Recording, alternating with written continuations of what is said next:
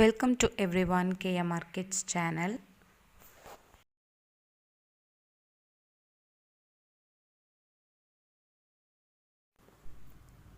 காட்டின் ராஜாவான சிங்கம் சில நாட்கள் வெளியூர் போகணும்னு முடிவு பண்ணுச்சு.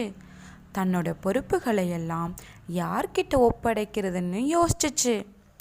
அதுக்கப்புறம் நம்ம புலிகிட்ட பொறுப்புகளை எல்லாம் ஒப்படைச்சிட்டு சில நாட்கள் வெளியூர் போயிட்டு வரலான்னு முடிவு பண்ணுச்சு.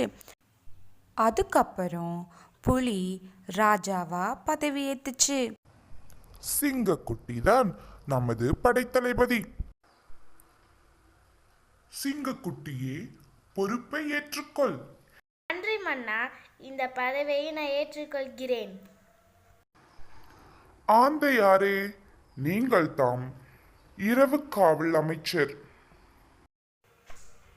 சரிங்க அரசே, நான் என் பதவியை ஏற்றுக்கொள்கிறேன். கழுதையாரே, உமக்குரிய பதவி. ராஜாவே, ராஜாவே, இந்த கழுதை ஒரு முட்டாள். கழுதையால் எந்த ஒரு பயனும் இல்லை. அப்படியா? அதேபோல் முயல், ஆமை இரண்டும் எதற்கும் பயன்படாது. ஓ, அப்படியா? ஆமை ஒரு சோம்பேறி. அது எப்போதும் மிக மெதுவாக செல்லும். முயல் எதை பார்த்தாலும் மிரண்டு ஓடும். ஓ, கரடியார் எல்லா விலங்குகளை குறித்தும் அறிந்து வைத்திருக்கிறார். ஷபாஸ் கரடியாரே. ஆமை மிகவும் பொறுமையானது. அதனால் காரியத்தை பொறுமையாக இருந்து சாதிக்கும். அதனால் ஆமை சமையல் வேலை செய்யட்டும். முயல் அதிவேகமாக ஓடும். ஆகவே தேவையான பொருட்களை சேகரித்து விரைவில் கொண்டு வந்து சேர்க்கும். உணவுக்கு தேவையான பொருட்களை சேகரிப்பதில் முயல் செய்யட்டும்.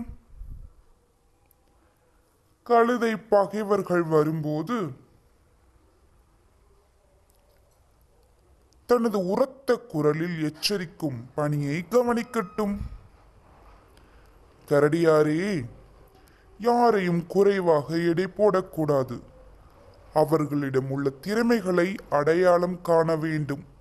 அதற்கு தகுந்தாற்போல் அவர்களுக்கு வேலையும் கொடுக்க வேண்டும். சரிங்க அரசே, என்னை மன்னித்து விடுங்கள். நீங்கள் சொல்வது சரிதான் அரசே. நான் இப்பொழுது புரிந்து கொண்டேன். என்னை மன்னித்து விடுங்கள். சுட்டீஸ், நம்ம இது போல தான் யாரையும் குறைவாக நினைக்கவே கூடாது. இவங்க அதுக்கு பயன்பட மாட்டாங்க, இதுக்கு பயன்பட மாட்டாங்கன்னு நம்ம சொல்லவே கூடாது. ஒவ்வொருத்தருக்கும் ஒவ்வொரு திறமை இருக்கும். அதை கண்டுபிடிச்சி நம்ம அன்றாட வாழ்க்கையில் பயன்படுத்தணும். தேங்க்யூ சுட்டீஸ்.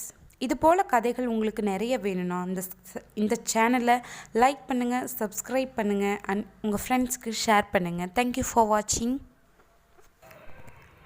இது போல் ஒரு பதவி கிடைச்சா நீங்கள் என்ன பண்ணுவேன்னு கமெண்ட் பண்ணுங்கள். தேங்க்யூ.